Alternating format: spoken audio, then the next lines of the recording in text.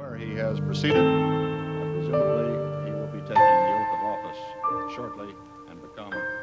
You know, I've thought many times that it must have been far worse to receive this news at home and have nothing to do but just listen to these terrible details unfolding one by one. As this tragic day goes on.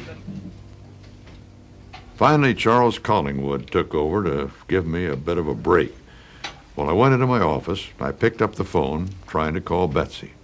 When I grabbed it, I realized somebody's on the line, and then this voice came, this very Park Avenue voice. Hello, hello, hello. I'd like to speak to somebody in charge of CBS News. And I said, well, you're speaking to CBS News.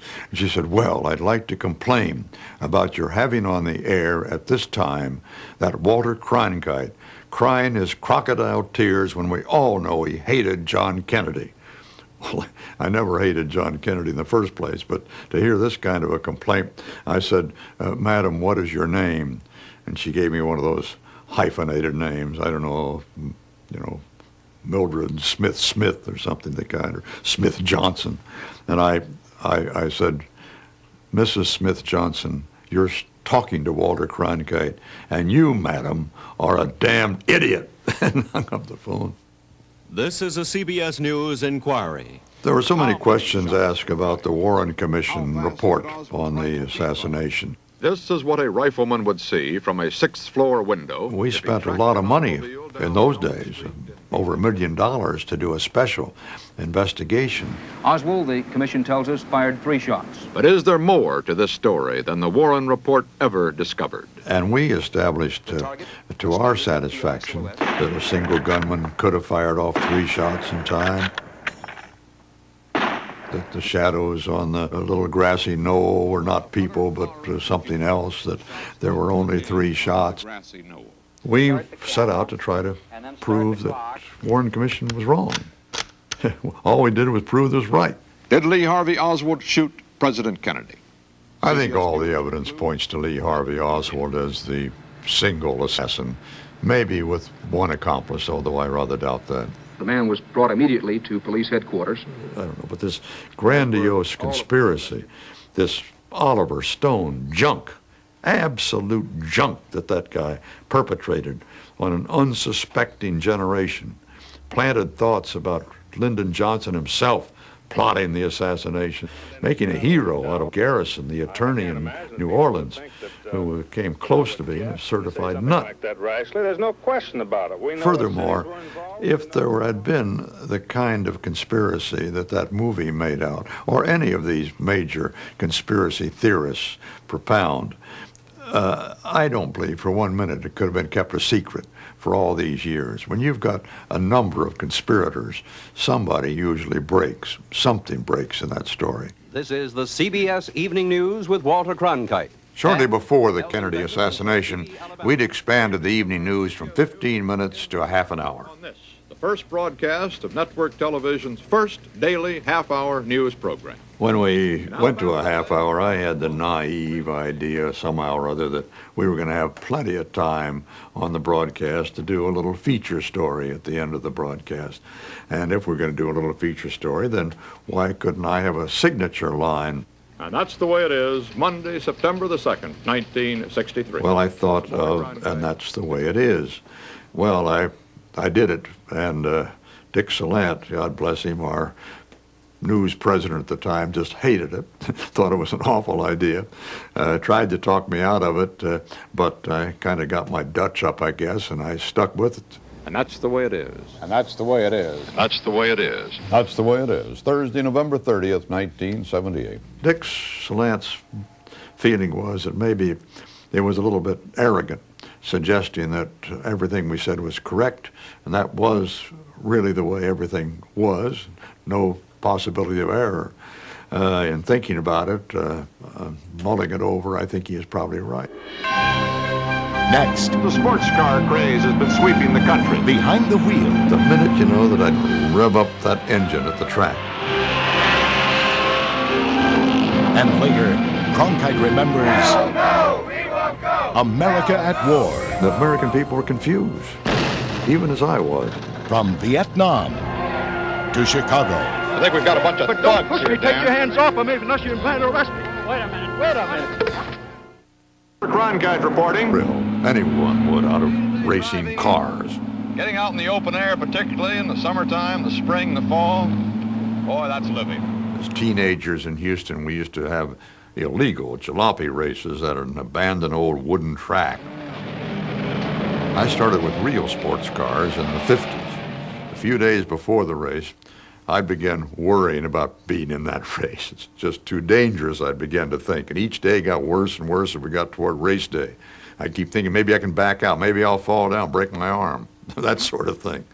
But the minute, that I'd get behind the wheel and rev up that engine at the track, all that fear just simply disappeared. Into the corners, hard on the brakes, from over 100 down to 20 perhaps.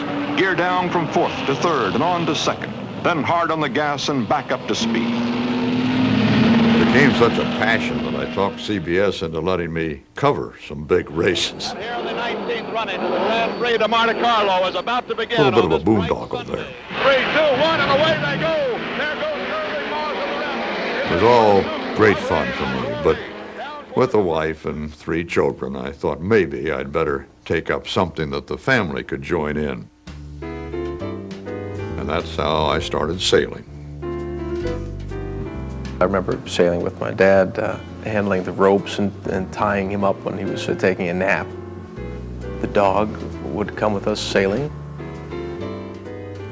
At the end of the day, I'm always kind of relieved we made it again. I have whole lists of things I'm going to take into the lifeboat when it sinks. I always decided on a bottle of scotch and a bag of oranges and sun cream if I have time. Sailing sort of turns me into Walter Mitty, the James Thurber character who was always imagining himself in some heroic adventure. Or at the helm of my sailboat, I'd always imagine that I'm setting sail with a load of tea for Southampton maybe, or I'm going to chase down the pirates. Walter Mitty. That's me. Cronkite Remembers will continue.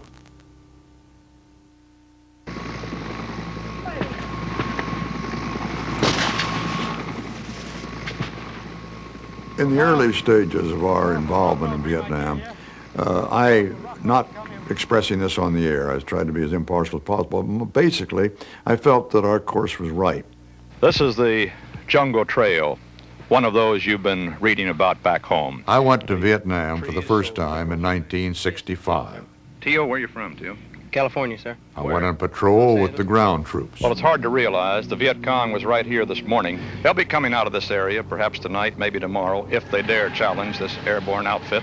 And I flew with the B-57s on an operation. And we're beginning to go down. 1, 2, 3, 4. We dropped our bombs, and now a tremendous G-load as we pull out of that dive. Oh, I know something of what those astronauts must go through. Wow. I was slightly embarrassed, I am today, when I look at that tape, of my enthusiasm for the flight. Well, Colonel, it's a great way to go to war. Yes, sir. It was purely a childish enthusiasm for the thrill of the bombing run itself, and with no consideration of what was happening on the ground with those bombs. But then, suddenly became aware of the buildup in Cam Bay of a huge headquarters.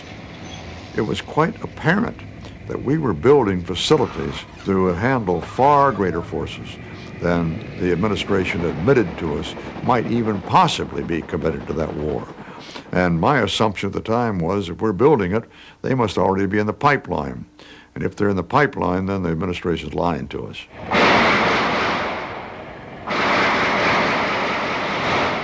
And then came the Tet Offensive of 1968. The American embassy is under siege. The VC took over the village of Nam O last night. It is inch by shattered inch in the 5-day battle for Hue. Hell no, we won't go. Hell no. And the American people were confused. We're behind the boys in Vietnam. They were confounded by what was going on, even as I was. So I thought, why not go out there and do a first-person story on what I found out, what I felt about that war. The Battle of Hue was far from decided when I got in there. I went in with the Marines.